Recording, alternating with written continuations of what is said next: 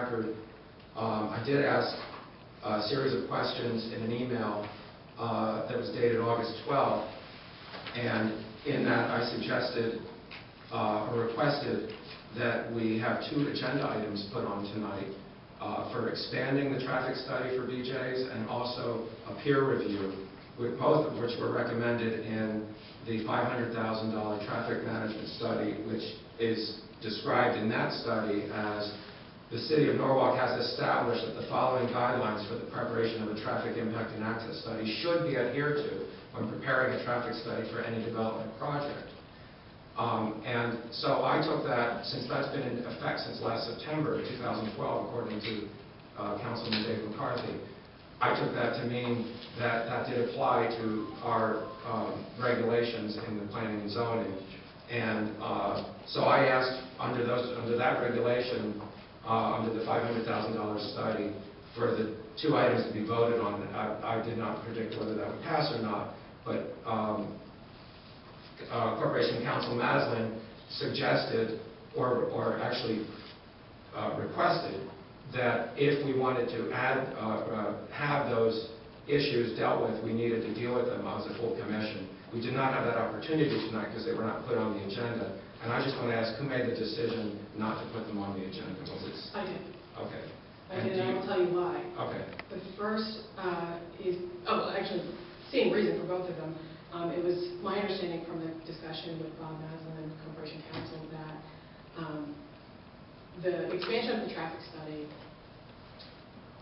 because of the way the traffic study has been presented to us, that we would be beyond the scope of a reasonable request to ask for further review of expanded intersections based on the information that they provided us.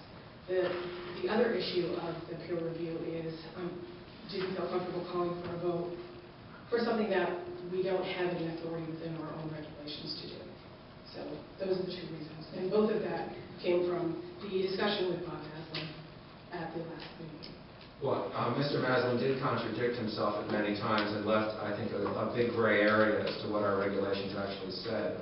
And so those were the questions that I asked staff, which I do expect answers from as soon as possible. It's not an option whether you answer them or not. I do expect answers because in prior applications, my questions have been ignored when I've directed them to staff. And we never had it denied the commission the information that I thought we needed to make an informed decision. And these questions apply, which everyone got a copy of, they apply to the process and how the traffic study was determined. Because in my reading of the regulations, it is the commission that has the ultimate say in the scope of a traffic study. And peer review is not mentioned as something that is not allowed. So there's no mention of peer review. That doesn't mean that we can't ask for it, because it is a common land use board or land use commission process around the state of Connecticut for peer reviews on various subjects to be asked for. It's very common. It doesn't have to be specifically listed in the regulation. And I think the peer review I asked for was to protect the public health and safety of the residents and businesses of Norwalk from a project that's going to have a great impact.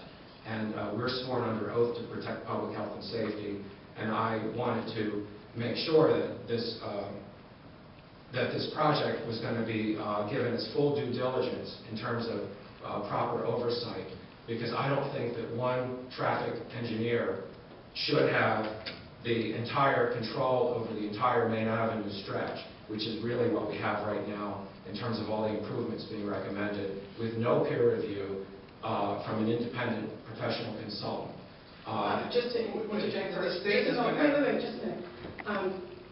I think Bob Maslin was quite clear with regard to what our authority is under the regulations, and we act on what is in the regulations, not on what is not in the regulations.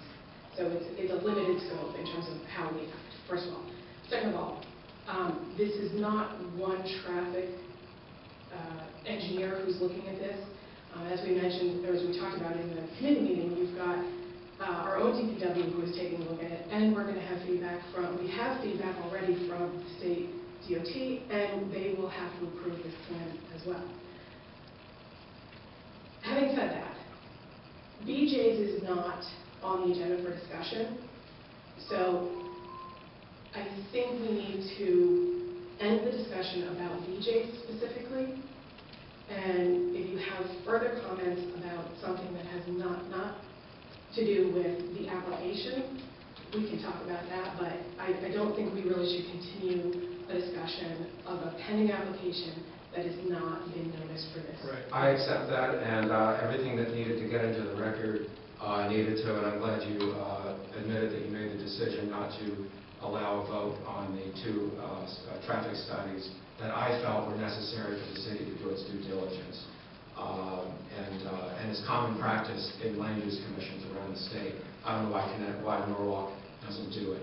We have every right to ask for more information. If that includes peer review, that's what it will include. And I have never heard of us not having a right to ask for more information.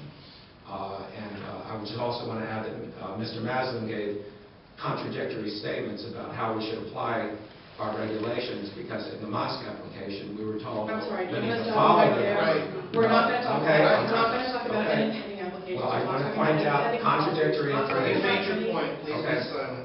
Okay, thank you. All right, does anybody else have any other issues, comments, questions, anything? All right, motion to adjourn. So moved. Second. All those in favor? We're done.